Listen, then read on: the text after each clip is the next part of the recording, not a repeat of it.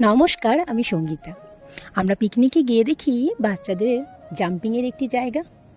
ব্যাস, আমাদের মনও সেই জাম্পিং এবং সেটা জাম্পিংয়ের মালিকও নিজে বুঝতে পারে। অনেকক্ষণ আমাদেরকে দেখার পর তিনি এটা বলেন যে ম্যাডাম, আপনারাও চলে আসুন।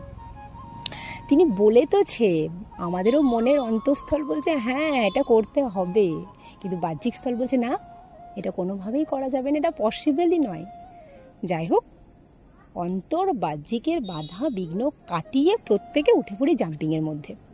যে এই সুযোগ আমরা পেয়েছি, এই সুযোগ আর ছাড়া যাবে না। কখন এই সুযোগ আমরা পাবো তার ঠিক নেই।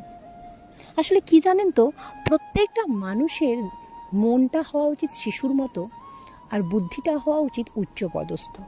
তাহলে দেখবেন যারা আপনাকে সঠিকভাবে ভালোবাসে তারা আপনার সাথেই থেকে গেছে।